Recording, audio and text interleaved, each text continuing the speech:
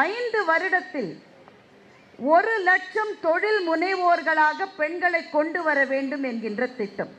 இது நாம் எல்லாம் உண்மையிலேயே மிகப்பெரிய அளவிலே வரவேற்க வேண்டிய திட்டம். ஏன்றதை சொல்லிடுறேன். 2000 ஆண்டுகளாக பெண்கள் படிக்கவில்லை. ஆண்களில் மிக பெரும்பாலானவர்கள் படித்திருக்கிறார்கள். அங்கேயும் சில பேர் படிக்கல, ஆனால் நிறைய ஆண்கள் படிப்பதற்கான உரிமை இருந்தது. பெண்கள் படிக்கவில்லை. ஒரு 80 வருஷமா தான் பெண்கள் படிக்கிறார்கள். ஆனால் 80 வருஷமா படிக்கிற பெண்கள் 2000 ஆண்டுகளாக படிக்கிற ஆண்களை விட ஒவ்வொரு வருஷமும் நீங்கள் பேப்பரில் பாருங்கள், +2 ரிசல்ட் வரும்போது என்ன வருது? மாணவர்களை விட மாணவிகள் சிறப்பு தேர்ச்சி பெற்றார்கள். நாம 80 வருஷமாக தான் படிக்கிறோம். இதற்கு பின்னாலே இருப்பது நாம் என்ன எதிர்பார்க்கணும்னா, அகாடமிக் டாமினன்ஸ். கல்வியிலே சிறப்பு தேர்வுகள் வந்த பிறகு அடுத்த கட்டத்தை நோக்கி பெண்கள் நகர்வார்கள். எது அடுத்த கட்டம்? வேலைகளில் முக்கிய பணிகள், முக்கிய பொறுப்புகள், ஆண்டர்பிரினர்ஷிப், தொழில் முனைவோர்களாக பெண்கள் வளர வேண்டிய ஒரு கட்டத்தை நோக்கி பயணம் செய்கிறோம். ஆனால் அந்த அளவு அந்த வளர்ச்சி இல்லை. அகாடமிக் டாமினன்ஸ் இருக்கிற அளவு தொழிலில் இல்லை. அதனால் தமிழக அரசினுடைய இந்த திட்டம் உண்மையிலேயே பாராட்டுதற்குரியது. இன்னொன்று தோழி என்கிற திட்டம். நிறைய பேர், உங்களுக்கே தெரியும், வேலை கிடைச்சி நகரங்களுக்கு வந்திருப்பீங்க, தங்குவதற்கு சரியான இடங்கள் இருக்கிறதா என்ற கவலையோடு தான் அப்பா அம்மா அனுப்பியிருப்பாங்க. அவர்களுக்காக தங்கும் இடங்கள் தோழி என்ற பெயரிலே அமைக்கப்பட்டிருக்கிறது. இந்த 2 திட்டங்களும் கூட நிச்சயமாக பேசப்பட வேண்டிய திட்டங்கள். இப்போ அரசு, தனியார், பொதுமக்கள் இந்த 3 பேர் சேர்ந்து தான் செய்ய வேண்டிய பணி. இந்த பணி எந்த பணி என்றால் மகளிர் தினத்தை கொண்டாடுவது. முதல்ல இந்த அரங்கத்தில் இருக்கிற எல்லா ஆண்களுக்கும் ஒரு கைத்தட்டு. ஏன்னா ஒரு கல்லூரியில் நான் பேச போயிருந்தேன் மகளிர் தினத்துக்கு. அந்த கல்லூரியில் ஆணும் பெண்ணும் சேர்ந்து படிக்கிற கல்லூரி. அது பெரிய அரங்கம், ஒரு 1500 ஸ்டூடெண்ட்ஸ் உட்கார்ற மாதிரி ஒரு அரங்கம். உள்ளே போன உடனே படப்படப்படம் எல்லா வாசல்லையும் சாத்திட்டாங்க. நான் உள்ளே போய் பார்த்தா இந்த மைக் செட் அரேஞ்ச் பண்ணுற அண்ணாவை தவிர எல்லாருமே பெண்கள். அத்தனை பேர் பெண்கள் தான் இருந்தாங்க. நான் கேட்டேன், இது மகளிர் கல்லூரியான்னு கேட்டேன். இல்லை, இது இருப்பாளரும் படிக்கிற பள்ளி. அப்பயே மாணவர்கள்லாம் வெளில அனுப்பிச்சிட்டிங்க. என்னங்க மகளிர் தினங்க, எப்படிங்க பாய்ஸை உள்ளே விட முடியுன்றாங்க. நான் என்ன சொன்னேன், பாதி ஸ்டூடெண்ட்ஸ், கேர்ள்ஸ் ஸ்டூடெண்ட்ஸை வெளியில் அனுப்பிச்சா கூட பரவாயில்ல, மாணவர்கள் தான் உள்ளே வரணும். ஏன் மகளிர் தினத்தை எதுக்கு மாணவர்கள்? நான் சொல்கிறேன், எங்களுக்கு தெரியும் நாங்கள் கிரேட்டுன்னு. யாருக்கு தெரியாதோ அவங்கள தான் நீங்கள் உள்ளே கூப்பிட்டு. மகளிர் தின கொண்டாட்டம் என்பது மானுட விடுதலையினுடைய ஒரு பகுதி. உண்மையை சொல்ல போனால் அது கொண்டாட்டமே அல்ல, அது ஒரு அப்சர்வன்ஸ் டே, அது ஒரு அனுசரிப்பு தினம். நமக்கு முன்னால் இந்த பாதையில் பயணம் செய்த எத்தனை பெண்கள் பாதையே இல்லாம கல்லுலையும் முள்ளுலையும் நடந்து ரத்தம் வர அவர்கள் நடந்து பிறகு பாதைகள் உருவாகித்தான் நாம் இன்றைக்கு நடந்து கொண்டிருக்கிறோம். அவர்களை நினைவு கூறுகிற ஒரு நாள் தான் மகளிர் தினம். இந்த பயணத்தை பெண்கள் தனியாக செய்யவில்லை, ஆண்களும் சரிக்கு சரியாக இணைந்து உழைத்திருக்கிறார்கள். அதனால மகளிர் தின கொண்டாட்டம் என்பது மறைவாக மகளிர் நமக்குள்ளே பழங்கதைகள் பேசுகின்ற நிகழ்வு அல்ல. இது ஆணும் பெண்ணும் சேர்ந்து செய்ய வேண்டிய பயணம் என்பதை மெய்ப்பிப்பது போல இங்கே இருக்கிற அத்தனை ஆண்களுக்கும் சேர்த்துத்தான் நான் மகளிர் தின வாழ்த்துக்களை சொல்ல போகின்றேன். நான் உங்க எல்லார் வீட்லையும் நீங்க போய் கேட்டு பாருங்க. இங்க பேசுகிற ஒரு சகோதரி கூட அது ரொம்ப அழகா சொன்னாங்க. உங்கள் வீட்டில் நீங்கள் எல்லாரும் கல்லூரியில் படிக்கிறீங்க, ஆசிரியர்களாக இருக்கீங்க, பணியில் இருக்கீங்க. ஆனால் உங்கள் குடும்பத்தில் முதல்ல படிக்கணும்னு வந்த பெண் யார் அப்படின்னு போய் தேடி பாருங்க. அவங்க எவ்வளவு போராட்டத்துக்கு மத்தியில் அதை செஞ்சுருப்பாங்கன்றதை யோசிச்சு பாருங்க. முதல்ல ஸ்கூலுக்கு போகணும்னு சொன்ன போதே எதிர்ப்பு இருந்திருக்கும். காலேஜ், ஐயோ காலேஜா, அப்புறம் எப்படி கல்யாணத்துக்கு மாப்பிள்ளை கிடைக்கும்னு அதுக்கு ஒரு தடை இருந்திருக்கும். இதை தாண்டி உங்கள் குடும்பத்தில் யாரோ ஒரு பெண் அந்த முதலடியை எடுத்து வைத்திருக்கிறார். அப்படி அவர் எடுத்து வைப்பதற்காக இந்த சமூகம், இந்த இயக்கங்கள் துணை செய்திருக்கின்றன. அவர்களுக்கெல்லாம் நன்றிகளையும் வாழ்த்துக்களையும் சொல்ல வேண்டிய நாள் தான் மகளிர் தினம். எனக்கு முன்னால் பேசின அந்த சின்ன குழந்தை வர்ஷா மிக மிக சிறப்பாக பாலியல் வன்கொடுமைகளுக்கு எதிரான குரலாக இந்த நாள் ஒலிக்க வேண்டும் என்பதை ரொம்ப ரொம்ப அழகான சொற்களிலே பேசியிருக்கிறார். அந்த குழந்தைக்கும் என்னுடைய வாழ்த்துக்கள். பெண் என்பவள் ஒரு உடல் மாத்திரம் அல்ல, அவளுக்கு அதே அறிவு இருக்கு, அதே மூளை இருக்கிறது, மனது இருக்கிறது, ஆன்மா இருக்கிறது. ஆணும் பெண்ணும் தோற்றத்திலே தான் வித்தியாசமானவர்களை தவிர மற்றபடி சமூகம் இருவரையும் ஒரே பாதையில் செலுத்த வேண்டும் என்ற கொள்கைக்காக குரல் கொடுத்த அத்தனை பேரையும் வாழ்த்த வேண்டிய நாள் தான் மகளிர் தினம் என்பதை தயவு செய்து மறந்து விடாதீர்கள். இதில் ரொம்ப முக்கியமான விஷயம், மகளிர் தினத்துக்கு நிறைய போட்டிகளை பல வருஷமாக நான் பார்த்துட்டு இருக்கேன். அந்த போட்டிகள் எல்லாமே பாராட்டுக்குரியவை, எந்த விதத்திலும் குறைக்க முடியாது. ஆனால் பெரும்பாலும் அந்த போட்டிகள் கோலப் போட்டி, சமையல் போட்டி, இந்த மாதிரி போட்டிகள் இருக்கும். அதில் வெற்றி பெற்றவர்களுக்கு என்னுடைய வாழ்த்துக்கள். ஆனால் எவ்வளவு நாள் அதையே செஞ்சுட்டு இருக்கிறது?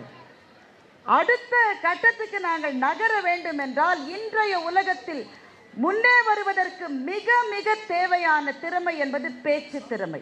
அதை வளர்ப்பதற்காகத்தான் இந்த தமிழ் மகள் என்கின்ற இது ரொம்ப நல்ல அமைப்பு இது. ஏன்னா 1500 மாணவர்கள் கலந்துட்டு இருக்காங்க. இந்த 1800 மாணவிகள் கலந்து கொண்டிருக்கிறார்கள். இங்கே வெற்றி பெற்று இங்கே வந்திருப்பவர்கள் ஒரு 17-18 பேர். அவர்களுக்கு வாழ்த்து சொல்லுகிறேன். இந்த 3 பேர் பரிசு வெல்ல போகிறார்கள், அவர்களுக்கும் வாழ்த்தை சொல்ல போகின்றேன். ஆனால் இந்த ரவுண்டுக்கு வர முடியாமல் இருக்காங்கல்ல, கலந்து கொண்டு, ஆனால் இந்த ரவுண்டு அவர்களுக்குத்தான் என்னுடைய முதல் வாழ்த்தை நான் இந்த நேரத்திலே பதிவு செய்ய விரும்புகின்றேன். ஏன்னா அவங்க அடுத்த வருஷம் வருவாங்க, அடுத்த வருஷம் கட்டாயமாக வருவாங்க. ஒவ்வொரு தோல்வியிலும் நாம் கற்றுக்கொள்ளுகிற பாடங்கள் எண்ணில் அடங்காதவை. ஆனால் பேசணுன்ற முயற்சி எடுத்து ஸ்டேஜில் வந்து நின்று பேசினாங்க பாருங்க, அந்த குழந்தைகள், மாணவிகள் அத்தனை பேருக்கும் ஒரு பலத்த கைத்தட்டலோடு நீங்கள் பாராட்டை சொல்ல வேண்டும். இங்கே பேசினவங்கள ரொம்ப கஷ்டத்துக்கு மத்தியில் பேசினாங்க, நீங்களாம் கவனிச்சிங்களான்னு தெரியல. இப்போ நாங்கள்லாம் பேச்சாளர்கள் ஒரு ஸ்டேஜில் பேச வரோம், இந்த அரங்கத்தில் இந்த மாதிரி டிஸ்டர்பன்ஸ் இருந்தால் நாங்கள் நிறுத்திட்டு கொஞ்சம் நேரம் இருங்க, அமைதியாக இருங்க, நாங்கள் பேசணும் அப்படின்னு சொல்லிவிட்டு நாங்கள் பேசுவோம். இவெல்லாம் மாணவிகளெல்லாம் சொல்ல முடியாது. அந்த கொடுக்கப்பட்ட நேரம் வந்து இவ்வளோ அவசரத்தில் நின்னாலே, நான் ஏன் இங்கே வந்து நின்று பேசுகிறேன்னு நினைக்கிறீங்க? அங்கே போனால் சுடும், அவ்வளவு வார்த்தைகள் அங்கே இன்னமும் காத்து கிடக்கின்றன. அவ்வளவு வீராவேசமாக பேசியிருக்கிறார்கள். அவ்வளோ அவசரத்தில் நின்று ஆடியன்ஸை பார்க்கணும், சரியாக பார்க்க முடியாதுன்னா இந்த லைட்டு கண்ணில் அடிக்குது. இங்கே நின்னா தான் தெரியும். நீங்கள் அங்கேருந்து ஜாலியாக இருக்கீங்க, இங்கே நிற்கிறவங்களுக்கெல்லாம் எவ்வளோ உதறல்னு தெரியும். ப்ரிப்பேர் பண்ண ஸ்பீச்சை கம்மி பண்ண சொல்லியிருப்பாங்க, 5 நிமிஷம் 6 நிமிஷம், இங்கே வந்து 3 நிமிஷம் தான்மா டைம் இல்லைன்னு சொல்லியிருப்பாங்க. சரியாக பேசணும், நம்ம பேசுகிறத அவங்களுக்கு கேட்கணும். நம்ம பேசுகிற நேரத்தில் யாரும் விஐபி வந்துடக்கூடாது, ஏன்னா கவனம்லாம் அவங்க பக்கம் போயிடும். இவ்வளவு தவிப்புக்கு மத்தியில் இந்த குழந்தைகள்லாம் பாவம்னு நான் நினச்சிட்டு உக்காந்தேன். ஒன்றுமே பாவம் இல்லை, பிரமாதமாக பேசியிருக்க. ஒன்றும் எவ்வளவு மேற்கோள்களை சொல்லுகிறார்கள், வார்த்தைகளில் எவ்வளவு வசீகரம், எவ்வளவு துணிச்சல். இந்த அரசாங்கம் செய்திருக்கிற மிகச்சிறந்த திட்டங்களை சுட்டிக்காட்டுகிற அதே நேரத்தில் பெண்களுக்கு உரிமை வேண்டும் என்றால் பொறுப்புகளையும் ஏற்க வேண்டும் என்று பேசுகிற துணிச்சல் கொண்ட இந்த பெண் சிங்கங்களுக்கு என்னுடைய வாழ்த்துக்களை இந்த நேரத்திலே தெரிவித்துக் கொள்கிறேன். அரங்கத்தில் நிறைய மாணவிகள் இருக்கீங்க, உங்களுக்கு மாத்திரம் ஒரே ஒரு விஷயம். ஒரு காலத்தில் நாங்கள்லாம் 2ஆம் வகுப்பு 3ஆம் வகுப்பு படிக்கிற போது எங்கள் டீச்சர்ஸ் என்ன சொல்லுவாங்கன்னா, எந்த பிள்ளை கிளாஸில் பேசாமல் இருக்கோ அந்த பிள்ளை தான் நல்ல பிள்ளைன்னு சொல்லுவாங்க. ஒரு நாள் கூட என்ன நல்ல பிள்ளைன்னு யாருமே சொன்னதில்லை, ஏன்னா நான் கிளாஸில் பேசிக்கிட்டே இருப்பேன். ஆனால் இன்றைக்கு அந்த நிலைகள் மாறிவிட்டன. எந்த குழந்தை வகுப்பில், எந்த மாணவி வகுப்பிலே எழுந்து நின்று கேள்விகள் கேட்கிறாளோ அவள் தன்னுடைய தலையெழுத்தை மாத்திரமல்ல, அந்த வகுப்பின் தலையெழுத்தை, அந்த கல்லூரியின் தலையெழுத்தை, அந்த சமூகத்தின் தலையெழுத்தை அவள் மாற்றுகின்றாள். ஒரு சீன பழமொழி சொல்லுகிறது, ஒரு இடத்திலே எழுந்து கேள்வி கேட்கிற போது அந்த இடத்தில் அவன் முட்டாள், அந்த கேள்வி அவன் கேட்கவில்லை என்றால் வாழ்நாள் முழுவதும் முட்டாள் என்று ஒரு சீன பழமொழி சொல்லுகிறது. எனவே இன்றைய உலகம் பேச்சு திறமைக்கான உலகம். அதை பண்படுத்துவதற்கும் மிகச்சரியான விதத்தில் பயன்படுத்துவதற்குமான ஒரு பயிற்சி களத்தை ஏற்படுத்தி கொடுத்த சகோதரி மேயர் அம்மா அவர்களுக்கும் அந்த துறை சார்ந்த அத்தனை பேருக்கும் என்னுடைய வாழ்த்துக்கள். ஒரு சொல் ஒரு வாழ்க்கையை மாற்றும், ஒரு வீட்டை மாற்றும், ஒரு சமூகத்தை மாற்றும். அப்படிப்பட்ட சொற்களால் தான் பெண்கள் இவ்வளவு தூரம் இன்னைக்கு வந்திருக்கோம். எங்கள் மகாகவி பாரதி சொன்னான், போற்றி போற்றி ஜெய ஜெய போற்றி, இப்புதுமை பெண்ணொழி வாழி பல்லாண்டிங்கு மாற்றி வையகம் புதுமையுறச் செய்து மனிதர் தம்மை அமரர்களாக்கவே ஆற்றல் கொண்ட பராசக்தி என்னை தன் அருளினால் ஒரு கன்னிகையாகியே தேற்றி உண்மைகள் கூறிட வந்திட்டாள் செல்வங்கள் யாவற்றிலும் மேற்செல்வம் எய்தினோம் என்று எங்கள் மகாகவி சொன்னார். அந்த நாளுக்கு அருகில் வந்திருக்கிறோம். ஆனால் இன்னமும் கூட கண்ணுக்கு தெரியாத கண்ணாடி சுவர்கள் நம்முடைய உயரத்தை, நாம் போக வேண்டிய உயரங்களில் நம்ம போக விடாமல் தடுத்து கொண்டிருக்கிறது. மாற்ற வேண்டும் என்று சொன்னால் மகள்களே, உங்கள் கையிலே அந்த மாற்றம் இருக்கிறது. அதோ அந்த லோகோவை பாருங்க, அறிவு சுடரை ஏந்தி இருக்கிற ஒரு பெண். இந்த சுடரை இப்படி ஏந்தலை, இப்படி கூட ஏந்தலாம் தானே, இப்படி கீழே கூட ஏந்தலாம் தானே. இந்த கை மேலே எழுந்திருக்கிறது. அது என்ன பொருள்? கையை உயர்த்துங்கள், ரேஸ் யுவர் ஹேண்ட். உங்களுக்கான வாய்ப்புகள் வருகிற போது உங்களினுடைய கையால் அதை பற்றி கொள்வதற்கான முதல் அடியை நீங்கள் எடுத்து வையுங்கள் என்று சொல்லுவதற்காகத்தான் இந்த சிற்பம் இங்கே நமக்காக கொடுக்கப்பட்டிருக்கிறது. யாரும் தங்கத்தட்டில் வச்சு உங்கள் கையில் கொண்டு வந்து, பாப்பா நீ எந்திரிமா, நீ ப்ரைஸ் வாங்குமா, நீ அடுத்த யாரும் சொல்ல மாட்டாங்க. நீங்கள் தான் சொல்லணும். இங்கே இருக்கிற அத்தனை பேருக்கும், பெண்கள் எல்லாருக்கும் நான் சொல்கிறேன், நிறைய தடைகள் இருந்துதான் இல்லையா? எல்லாருக்கும், அரங்கத்திலே இருக்கிறவர்களிலிருந்து நீதியரசர்களிலிருந்து தடங்கல்கள் தோல்விகள் இல்லாமல் எந்த வாழ்க்கை இருக்க முடியும்? பிரச்சனை இருக்கா? தடை இருக்கா? தோல்வி இருக்கா? ஒருத்தர் உங்களுக்கு உதவி பண்ணுவாங்க. அவங்கள போய் பாருங்க. அவங்க எங்கே இருக்காங்கன்னா நேர நிலைக்கண்ணாடியை போய் பாருங்கள். அவர் ஒருவர் தான் உங்களுக்கு உதவக்கூடியவர். யாராவது வந்து நீ ஒரு பெண் தானே, நான் உனக்கு உதவி செய்கிறேன்னு கையை நீட்டினா டவுட் தட் பர்சன். அவங்க உங்களுக்கு கட்டாயமாக உதவி பண்ண மாட்டாங்க.